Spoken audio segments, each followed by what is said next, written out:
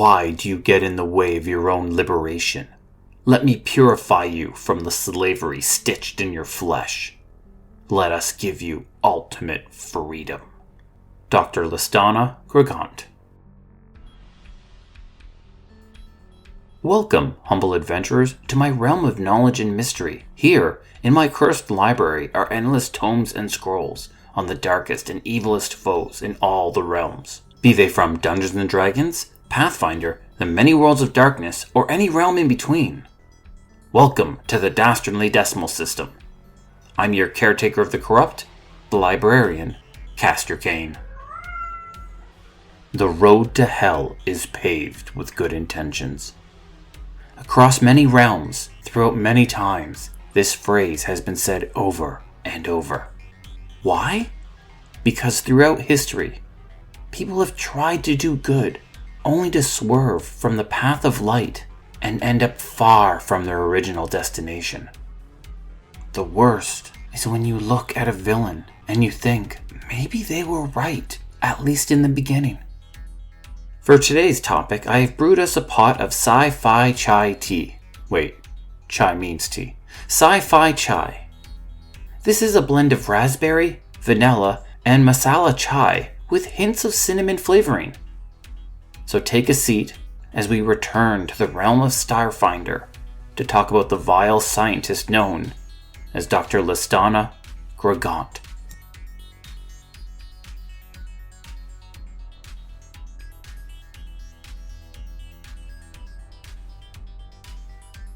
Dr. Lestana Gragant is a human woman. At least, she used to be. Her human body had long since been mutilated and cut. Large portions had been removed, and replacements had come from various creature types. Her skin is now slate gray, with stains of blood dripping from each and every cut, wound, and socket. Her green hair is unkempt, with the edges stained with blood. Spikes emerge from her back, tearing through both her leather armor and her white lab coat. Dr. Gragant wears a studded belt, a spiked collar, and a pair of black boots that could stomp a skull into dust while you cry out for mommy.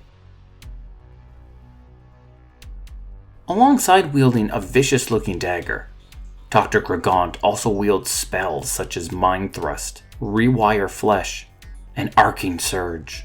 Because of her fusion with the Shadow Mote, Dr. Gragant can shift in and out of corporeal form.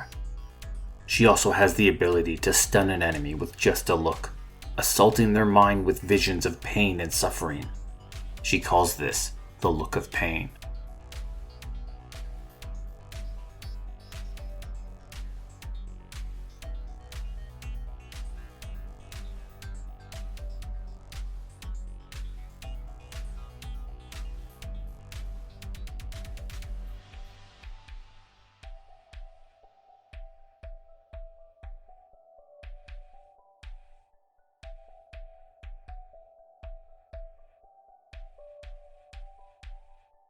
The stories of some bad guys are epic tales of villainy and cunning as their master plan unfolds. Others are simply tragedies brought on by everyday trauma. The story of Dr. Lestana Gragant falls into the latter.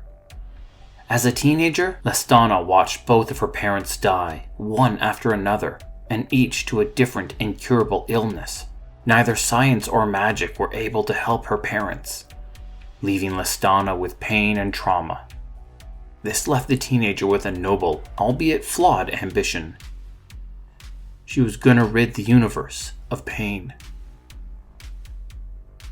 This mission took her down an unethical and dark path. She would do questionable medical research without practical results. She did this over and over until she ran out of funding. Just before she was about to call it quits, a corporation known as Eclipse Innovation approached her. They were eager to use her research for military applications.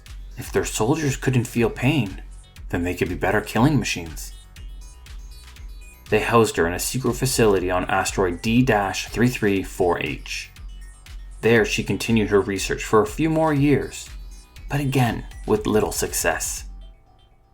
Eclipse board of directors began to apply pressure and began to pass on threats. Growing more desperate, Dr. Gragant turned to mysticism. With the aid of magic, she and her team began to perform horrific experiments involving torture, vivisection, and prolonged death. One day, Dr. Gragant had a melancholy thought. Blocking or eliminating pain was not working. What if, instead, she could transform pain? What if she could replace the body sensation of pain with an addictive, euphoric feeling? What if pain actually brought pleasure? Dr. Gragant changed her entire approach. She threw everything she had into this new avenue. But Eclipse was running out of patience. They were threatening to cut off the financial backing. Desperate and left with no other option, Dr. Gragant recklessly used her science magic combination on the one willing test subject she had, herself. The results were disastrous. The experiments caused a massive explosion and everybody was killed. Devastated at their loss of money and worried about legal repercussion, Eclipse shut down the facility, sold the asteroid, and buried any evidence of the program deep within their own servers, never again to see the light of day.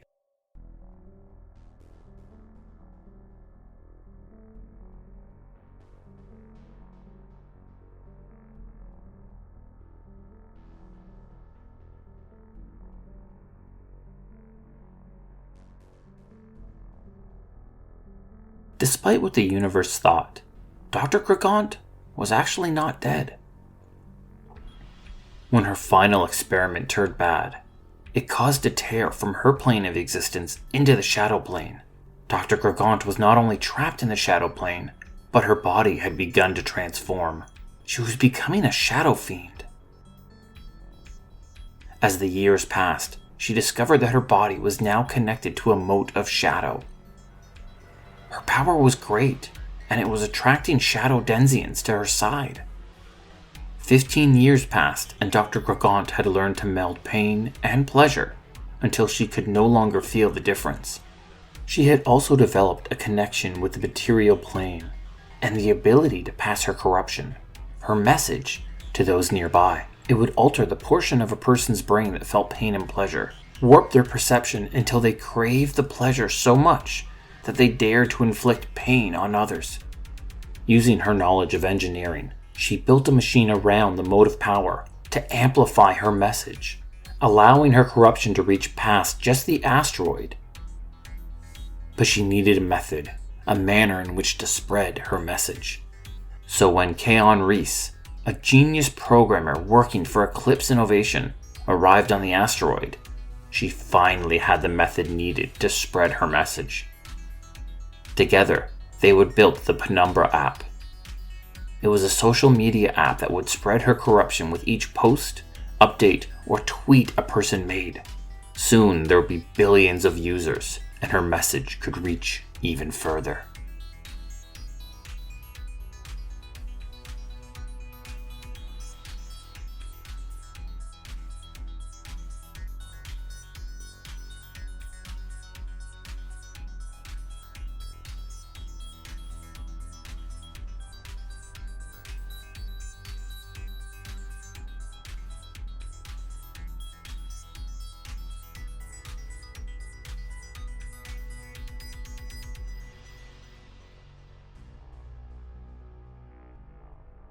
Penumbra launched to wild fanfare, but before it could spread off of its planet of origin and spread across the galaxy, the Penumbra servers were destroyed by a party of heroes.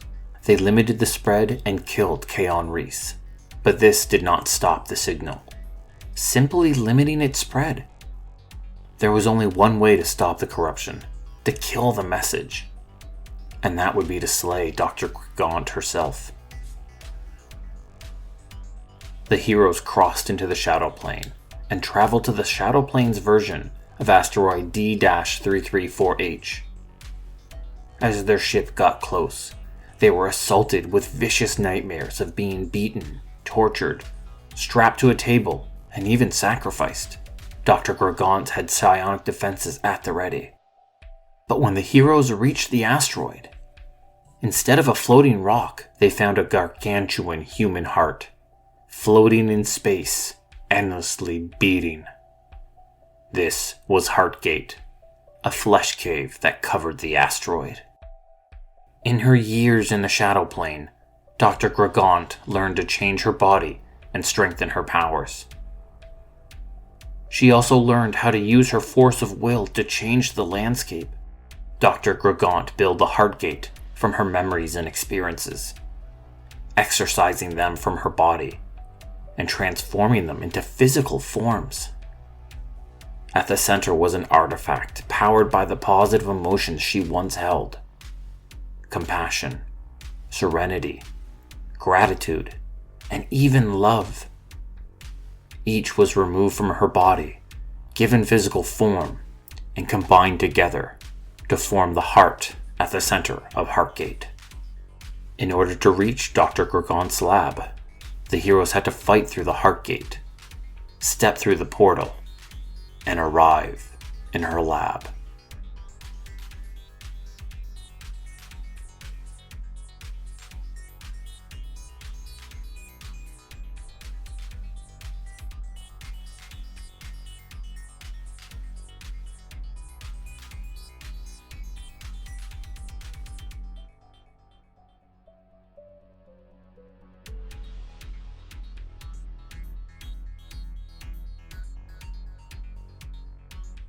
Dr. Gragant was eventually slain by the heroes, and her device, alongside the Mode of Shadow, were also destroyed, forever stopping the corruption, forever ending her message. But that is not the end of Dr. Gragant. Her lab had numerous rooms, each filled with a different horrific and terrifying experiment. This was on brand for her, sadly. But what was unexpected was the lab that she kept, even from her most trusted followers.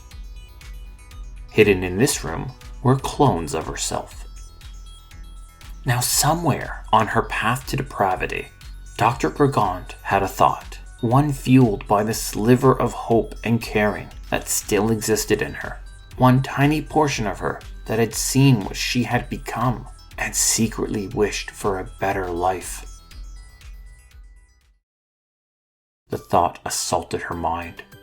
For days and years on end, it was like the earworm of a terrible song, humming in the background, unable to get that song out of your head, knowing that forever and ever as you try to work, that song was back there. The thought, if her life hadn't been filled with so much suffering, how different would she have ended up? That was the thought, one she could not shake, until the day she decided to take action and find out. Using untainted DNA, she made several clones of herself and rapidly aged them to 13 years old. Then she put them in a Matrix-like VR setting where they lived better lives. Ones where her parents didn't die. Others where they died naturally and she was adopted by a loving, caring family. She made dozens upon dozens of clones and scientifically changed the parameters of each of their VR's experiences.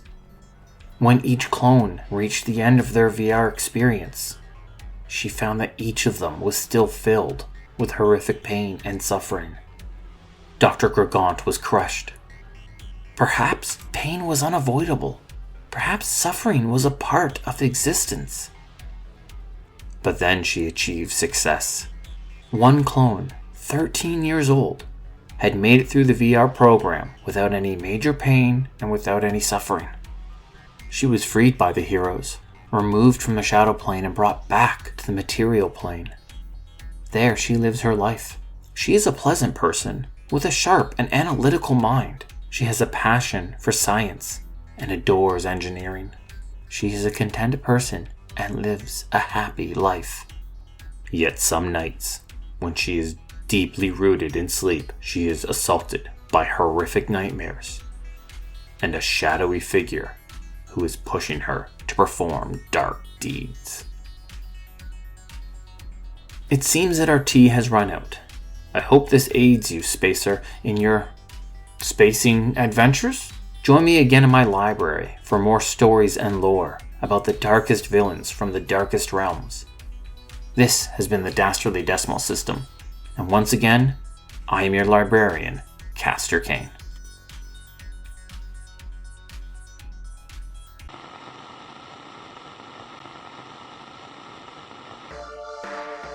Do you love the Dastardly Decimal System and want to support us? Then check out our new Patreon. Members will get access to show notes, official artwork, our new bonus episode series called Cleaning Up After Tea Time, and of course, plenty of cat pics of Vega voice actors, Vash and Zid. You'll even be able to suggest a topic for a future episode. Check it out at patreon.com/Dastardly Decimal System. If you are not financially able and still wish to support us, then suggest the show to a D&D loving friend. It really helps us get noticed. The Dastardly Decimal System can be found on Twitter, Instagram, Facebook, and TikTok, and now Blue Sky at DD System Podcast. That's Delta Delta System Podcast. Drop us a message and say hi. Vega always loves the attention. This podcast was produced by Midnight Reading Audio, a division of Midnight Reading Publishing. The voice of Castor Cain is Larry Gent. Hi. The voice of Vega is provided by my cats, Vash and Zid. Music was Cyberpunk by Leonid Timoshev from Pixabay, licensed under the Creative Commons. Thank you, and have a wonderful, wonderful day.